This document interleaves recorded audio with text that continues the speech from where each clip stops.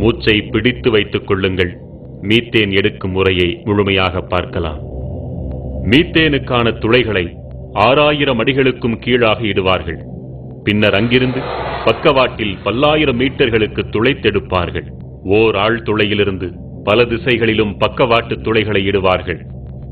பின்னர் அந்த துளைகள் வழியாக வேதிப்பொருட்களை மிக அதிக அழுத்தத்தில் செலுத்தி ஆழத்தில் இருக்கும் பாறைகளை வெடிக்கச் செய்து அங்கு சிக்கியிருக்கும் மீத்தேனை விடுவிப்பார்கள்.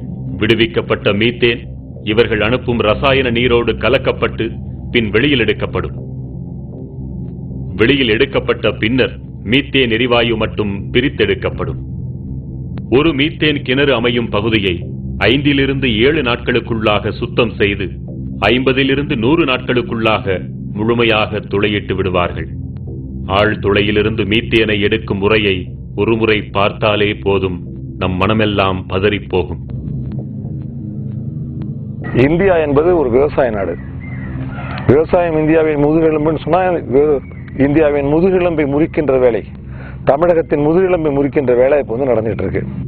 ஒரு கிணற்றுக்கு மீத்தேன் எடுக்க ஓர் ஆண்டிற்கு 400 லாரிகள் மணலும் 400 டேங்கர் லாரிகள் அளவிற்கு நீரும் தேவை. அதாவது 100 வீடுகள் முழுமையாக கட்டுவதற்கான கட்டுமான பொருட்களை கொண்டு ஒரு முறை மீத்தேன் உறிஞ்சப்படுகிறது. ஒரு மீத்தேன் கிணற்றுக்கு மட்டும் 5 நாட்கள் நடக்கும் இந்த நீரியல் விரிசல் முறைக்கு 5,66,00,000 லிட்டர் தண்ணீர் தேவைப்படுகிறது. சோதனை முறையில் 50 கிணறுகளுக்கு மட்டும் கணக்கிட்டால் கூட 263 கோடி லிட்டர் தண்ணீர் தேவைப்படுகிறது. 50 கிணறுகளா என்று அவசரப்பட்டு வாயை பிளக்க வேண்டாம். நம்மை வாழ வைக்கும் தஞ்சை டெல்டா பகுதியில் சுமார் 2000 மீத்தேன் கிணறுகள் வரவிருப்பதாக புள்ளி விவரம் சொல்கிறது. அப்படியானால் அந்த 2000 கிணறுகளில் ஒரு முறை மீத்தேன் எடுக்க மட்டும் 4 TMC தண்ணீர் தேவைப்படும். 4 TMC நீர் என்றால் எவ்வளவு தெரியுமா? அதை கொண்டு சுமார் 40 லட்சம் பேருக்கு அன்றாடம் 100 லிட்டர் வீதம் ஆண்டு முழுவதும் பகிர்ந்தளிக்க முடியும். இன்னும் எளிமையாக சொல்வதென்றால் 40 லட்சம் பேருக்கு 365 நாட்களுக்கும் நாளொன்றுக்கு 5 குடம் தண்ணீர் வீதம் தர முடியும். மேட்டூர் அணையின் முழு கொள்ளளவான 93.4 TMC நீரை இந்த கிணறுகள் 4 மாதங்களில் குடித்து தீர்க்கும் என்றால் இதன் அபாயத்தை புரிந்து கொள்ளுங்கள். இந்த பகுதியில் முதலில் குடிநீர் இல்லாமலும் அடுத்தது விவசாயம் இல்லாமலும் படிப்படியாக இந்த பகுதி மக்கள் இந்த மண்ணை விட்டு வெளியேறுகின்ற நிலைமை ஏற்படும். கர்நாடகாவிடமிருந்து 10 TMC தண்ணீரை பெறுவதற்கே 20 TMC கண்ணீரை விட வேண்டிய நிலைமையில் இருக்கிறோம் நாம். என்றால் மீத்தேன் கிணறுகளுக்கு தேவையான நீர் அனைத்தையுமே காவிரியிலிருந்து மட்டுமே எடுப்பார்கள் என்று குழந்தை கூட நம்பாது. நிச்சயம் ஒட்டுமொத்த தமிழகத்தின் தண்ணீரும் இதற்காக உறிஞ்சப்படும். இப்படியே அடுத்து வரும் 30-40 ஆண்டுகளுக்கும் மீத்தேன் குடிக்கப் போகிறார்கள் என்றால் நம் இயற்கை வளங்கள் எவ்வளவு கொள்ளை போகும் என்பதை கற்பனையாவது செய்து பார்க்க முடிகிறதா? இது நமக்கும் நம் சந்ததிக்குமான குடிநீர் அல்லவா? தனியாரின் கொள்ளை லாபத்திற்காக கொடுத்துவிட்டு தண்ணீர் இல்லாமல் நாம் அலைய வேண்டுமா? தண்ணீருக்கு இந்த நிலை, மணலுக்கு என்ன நிலை என்பதை இனி பார்ப்போம். ஒரு கிணற்றுக்கு 400 லாரிகள் மணல் தேவைப்படுகிறது என்றால் இனி வரவிருக்கும் 2000 கிணறுகளுக்கு 8 லட்சம் லாரிகள் மணல் தேவை. அதாவது 80,000 வீடுகள் கட்ட தேவைப்படும் மணலை விழுங்கப் போகின்றன இந்த மீத்தேன் கிணறுகள்.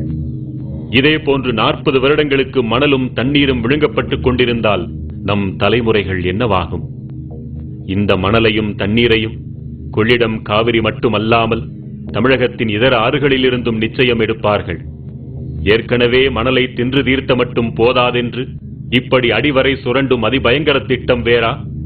கொள்ளையடிப்பதற்காக எவ்வளவோ சிந்திக்கிறார்கள், அதை தடுப்பதற்காக கொஞ்சமாவது சிந்திக்க வேண்டாமா?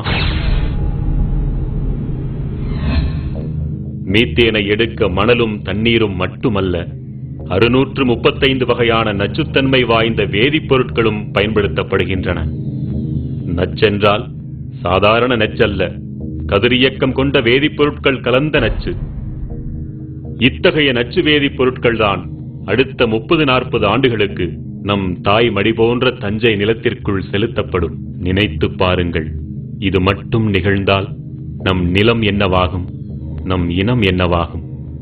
ஆறு அமிலமாகும், மண் மலடாகும், பிறகு வாழ்க்கை ஏது நமக்கெல்லாம்? சொல்வதெல்லாம் கனவல்ல, இந்த உலகம் ஏற்கனவே கண்டதைத்தான் பாருங்கள் என்கிறோம். வேற எந்த ஏரியாலையும் 1 கிலோமீட்டர் ஒரு கிராமங்கிறத பார்க்க முடியாது. ஓல்டு தஞ்சாவூர் டிஸ்ட்ரிக்ட், தஞ்சாவூர், திருவாரூர், நாகப்பட்டினம் எடுத்து தஞ்சாவூர் டெல்டாவில் மட்டும்தான் இவ்வளோ டென்ஸ் பாப்புலேஷன் இருக்கிறது தமிழ்நாட்டில். இந்த டென்ஸ் பாப்புலேஷனோட வாழ்வாதாரம், வாழ்க்கை எல்லாத்தையும் கெடுத்துட்டு ஒரு டெவலப்மெண்ட் வந்ததுன்னா அது எந்த அளவுக்கு கரெக்டுங்கிறதுல யாராலையும் முடிவு சொல்ல முடியாத ஒரு விஷயம். இந்த பகுதியில் தான் பல்லுயிர் பெருக்கம் நிலவுகிறது. இந்த பகுதியில் தான் கோவில்கள் போன்ற பழங்கால சின்னங்கள் எல்லாம், நாகரிக சின்னங்கள் எல்லாம் இருக்கின்றன. இந்த பகுதியில் தான் மும்மதங்களின் புனித தலங்கள் எல்லாம் இருக்கின்றன. மீத்தேன் கிணற்று குழாய்களில் ஏற்படும் உடைப்புகள் மற்றும் பழுதுகள் காரணமாக மீத்தேன் கலந்த நீர் நிலத்தடி நீரோடு கலக்கிறது. கலந்த நீர் கசிவுகளாக நிலத்திற்குள் ஊடுருவி நீர் ஆதாரங்கள் வழியாக வெளிப்படுகிறது. குடிநீர் குழாய்கள் வழியாகவும் விவசாய பாசன குழாய்கள் வழியாகவும் வெளியேறுகிறது. எரியும் தன்மை கொண்ட இத்தகைய மீத்தேன் கலந்த நீர் வெளியேறினால் என்னவாகும்? மீத்தேன் கழிவு கலந்த நீர் நெருப்பு பட்டவுடன் பற்றி எறிந்தது.